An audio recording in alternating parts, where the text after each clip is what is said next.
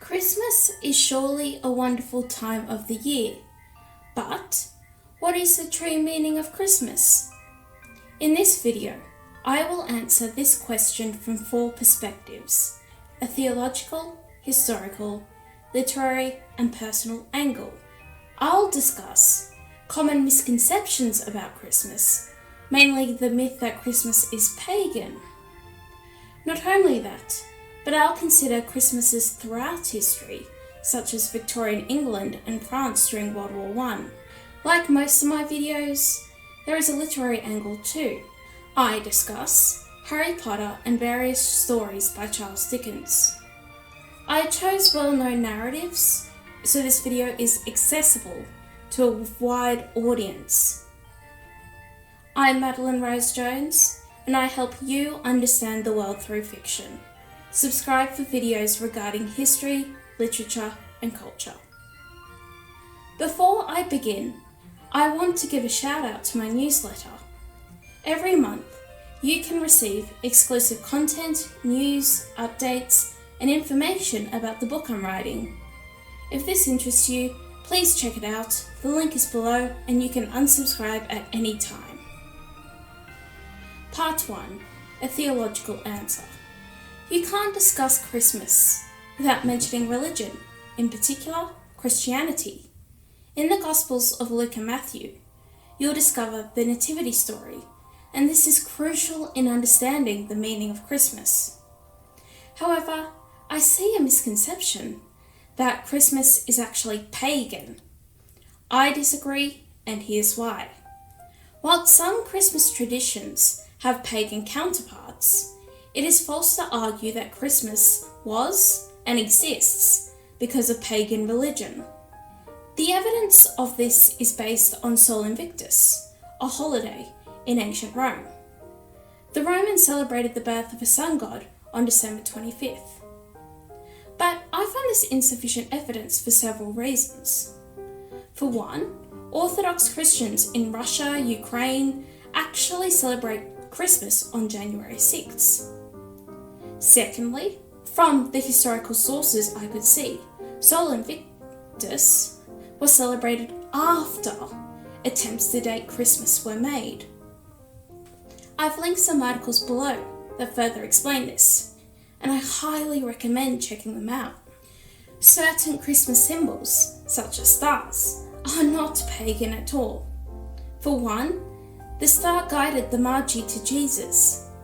This occurs in the Bible. Again, I am not downplaying possible pagan influences on Christmas, but over the past few years, I've seen outrageous claims that Christmas is truly and even stolen from the pagans.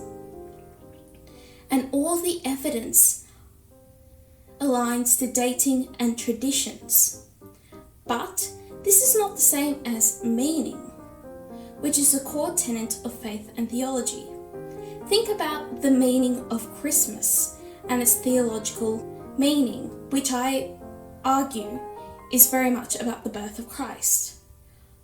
I struggle to name a pagan holiday that has a similar meaning towards a Messiah figure.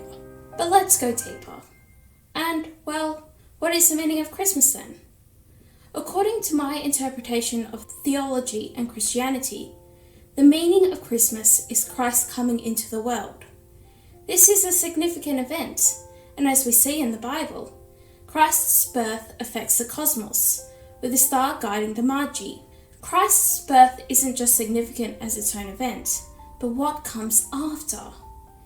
Due to Christ's presence in the combination of divine and human natures, everyday individuals can begin to see their capacity for divine works of goodness.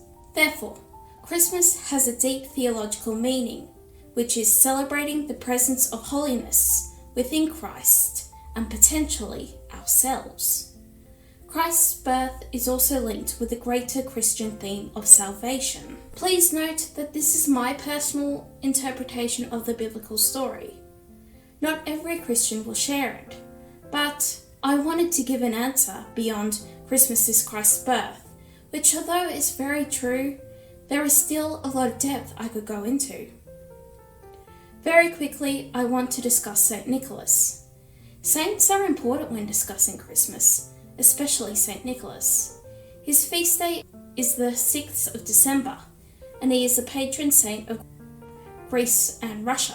Other saints one can associate with Christmas include St. Francis of Assisi, the patron saint of animals, is credited by some to have started the nativity scene tradition, as Mass, during that time, was said in Latin, a language not all new. St. Francis made Christmas more accessible to a lay audience, thus increasing the power of Christ's message. Today, there are many great theologians, Christian leaders, and historians who write about Christmas. It is impossible for me to cover absolutely everything, but I hope I've set the scene for a theological answer to Christmas's meaning. Part 2. A historical answer. Of course, Christmas has changed and evolved since its inception, as has the world since the birth of Christianity. That's why it's difficult to give a historical answer to the question posed by this video. But we can look at how Christmas has been revered and celebrated throughout history. There are many subtopics to choose from, so I just picked 3 in modern history: Victorian Britain, World War I, and the present day. In a future video, I'd love to discuss the Middle Ages and late antiquity, so please don't think I'm only focused on recent history. Much of the common ideas about Christmas in the 21st century came from Victorian Britain. Prince Albert's German ancestry meant certain motifs were made prominent, such as the Christmas tree. Also, art, literature, and music flourished, with a notable example being Christmas stories from Charles Dickens, as well as many carols and illustrations. During the Victorian period, humanity witnessed the emergence of shopping centres and mass capitalism, including advancements in technology such as Greenwich Mean Time. So, whilst technology, science and commerce progressed, so did the prominence of Christmas. An interesting development is the Christmas card, which, although initially quite expensive, leading to handmade cards, the cost became cheaper thanks to the progress of technology. Christmas became a time of innovation under Queen Victoria, with the development of bonbons containing sweets. This was developed by confectioner Tom Smith, who on a visit to Paris came up with the idea of a Christmas cracker. All of this matters and tells us interesting things about Christmas and British history. A problem a historian may encounter is treating Christmas as a static event, but really it has developed and changed throughout time.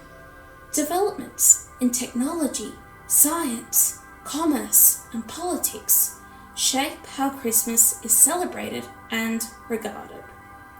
I'd like to go a few decades into the future and analyse World War I. You may have heard about the temporary ceasefire on Christmas Day in 1917. There's a movie called Yox Noel, or Merry Christmas, and please forgive any poorly pronounced French here, from 2006, which may interest you. But let's contextualise the ceasefire into the wider landscape of warfare and Christmas. A crucial and rather emotional aspect of war studies for me has always been Christmas. How do people celebrate it? What's it like to experience the holidays when you've just lost someone? This isn't just limited to World War I. Those fighting in World War II, conflicts since, feature soldiers and families who face bittersweet Christmases where they are separated from their families. A world war can also mean rationing and restrictions, as seen in Great Britain during the Second World War. As well as this, there is a greater sense of mourning and loss. Perhaps, during a war, people realise what matters to them. That's a crucial aspect of Christmas. Reflection. We live in the aftermath of 2 world wars and many conflicts, and we crave for a childlike innocence during Christmas. Now on to the present day. Well, Christmas has certainly become more secular and Americanized, and this is only amplified through political correctness. I won't lie, I never use happy holidays because I view it as an Americanization, and Merry Christmas is far more meaningful. It's translated and used in so many more languages in the world, and it has been passed through more generations than Happy Holidays has. There's nothing shameful or wrong about celebrating Christmas and Christ's birth. Although I'm sure we all have our opinions on Pope Francis, I was very pleased he stood up to the European Union recently about attempts to remove Christmas. A recent development in how Christmas is celebrated is global tourism. It's not uncommon for families and individuals to visit different countries or cities during the Christmas season. Yet, despite all these historical examples, they certainly do matter, but none of them lessen the theological meaning of Christmas. Part 3. A literary answer. Christmas is a well-trodden theme in Western literature, from Home Alone to Christmas Mysteries from Agatha Christie. It's easy to see the appeal for a Christmas setting. I've chosen 2 fictional examples for literature, but there were many I could draw on. Regardless, I will discuss the Harry Potter series and the Christmas stories by Charles Dickens. The former, a beloved series by J.K. Rowling, gives us insight into celebrating Christmas as a child and teenager, while Charles Dickens, particularly in A Christmas Carol, focuses on more adult experiences into Christmas. Of course, both A Christmas Carol and Harry Potter have supernatural elements. This doesn't surprise me, as Christmas is frequently described as enchanting or magical. What's particularly clever in regards to J.K. Rowling and Charles Dickens is how they use magic to complement their story. In A Christmas Carol, you have ghosts who illuminate to Scrooge an alternative approach to life. However, the magic in Harry Potter's Christmas scenes is a bit different. It fits in with the rest of the series, but magic is also used to create meaning and depth. For example, the magic used in Godric's Hollow in the 7th book and film illustrates Harry's grief regarding his parents. Hermione's gesture in creating a wreath in the film emphasizes the role magic plays. As enchanting as spells and odd objects are, magic can't bring back what we most yearn for: loved ones. If anything, the Harry Potter series features some of my favourite depictions of Christmas. In The Philosopher's Stone, where Harry is 11, his Christmas is whimsical, happy, adventurous, but when he encounters the mirror, it becomes bittersweet and melancholic. J.K. Rowling is not interested in either a miserable or an overly happy depiction of Christmas. Rather, the Scottish author demonstrates the many different experiences one can have. I appreciate Charles Dickens a lot and his Christmas stories, but A Christmas Carol is set on a particular idea of Christmas that it seems inflexible and rather overtly sentimental. We know Charles Dickens is unafraid of grit, and those who have read Oliver Twist and A Tale of Two Cities would recognise this. Yet, I believe something is holding Charles Dickens back in A Christmas Carol. Consider all the Christmas books and movies you've seen and read. Most of them have optimistic messages about family, love, charity, gratitude, and those things are important. But they are ultimately meaningless in literature if an author makes them appear easy. I'd like to see more conflict and tension and struggle in Christmas stories. It makes those sweet moments of family, charity, love, and gratitude that more meaningful. While researching this video, I came across some writing from mystery author Dorothy L. Sayers. She argues that much of Christmas theatre, especially nativity stories, is harmless and inoffensive without conflict. I found this very interesting because the Christmas story, as it has been told in modern literature, does lack tension and grit, two things essential in theatre, storytelling, and literature. As the author points out, any portrayal of Christ coming into the world without tension and grit dulls his significance. She is not saying that Christ is evil or the need for melodrama. Rather, she is against the sentimentality of modern literary depictions of Christmas because it doesn't ring true. During the Middle Ages, many nativity plays emphasize the Massacre of the Innocents. For those unfamiliar with this event, look to the Gospel of Matthew, where Herod the Great, king of Judea, orders the massacre of all boys 2 years and under. Although certainly many historians and biblical scholars question the authenticity of the Massacre of the Innocents, it is still prominent in art history. As we can see from Peter Paul Rubens and other early modern painters, particularly in the Netherlands. Personally, I think the nativity story works better in music, visual arts, and sculpture than in drama and literature. Some of the greatest works of art, especially in painting, depict the nativity. I could wax on endlessly about how much I love Christmas carols and music, yet it's difficult for me to not observe the lack of presence Christ's birth has in modern literature. Christmas is certainly a visually commanding experience with motifs of stars and trees. I imagine a crucial reason why December is a big month for cities is due to Christmas. So, to conclude this point, what is the meaning of Christmas according to literature? Unfortunately, my answer isn't quite meaty or interesting. Overall, Christmas means a good festive time with family and friends where everyone can reflect on the previous year.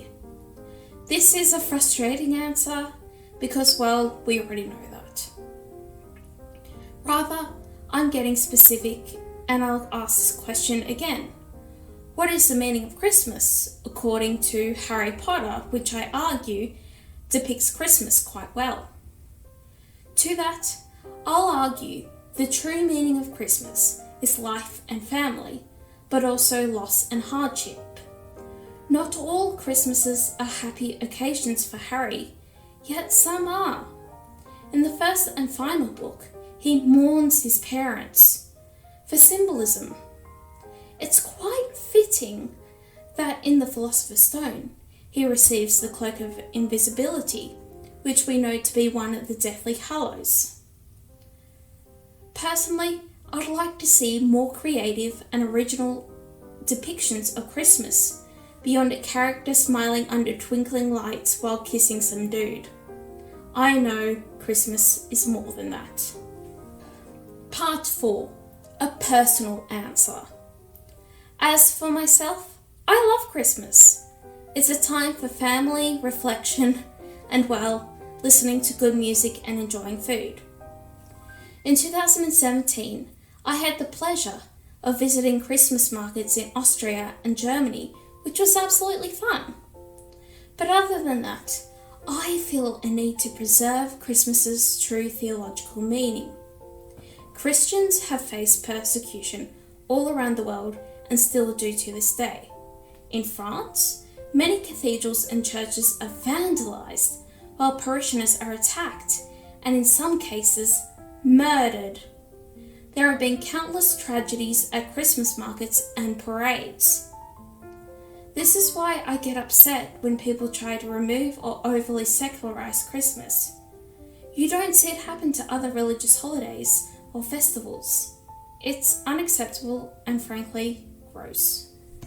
I accept that Christmas's meaning can evolve, but there must be a core consensus on the theological meaning. History and literature is constantly changing, as are our lives. An adult will view Christmas differently than a child, and that's fine. My aim with this video is to demonstrate the multiple angles one can approach Christmas's meaning. Whilst you can't remove theology and Christ from Christmas, it is important to analyse music, literature, and history. A highlight of Christmas for me is music. I'm quite fond of the many versions of Carol of the Bells, which is a terrific, beautiful song. There is some truly wonderful Christmas music. To wrap up this point, I surely enjoy the aesthetics of Christmas, whether it is tree decorations, Christmas wreaths, snow, shades of red and green, Father Christmas / Santa Claus, and more. There is no day of the year like Christmas. I wish you and your family a very Merry Christmas. Next year, I hope to make more videos at least once a month, and please subscribe if you'd like to see more content about history, literature, and culture. If you'd like, you may want to check out my SKILLSHARE classes as well on creative writing. Regardless, have a great Christmas,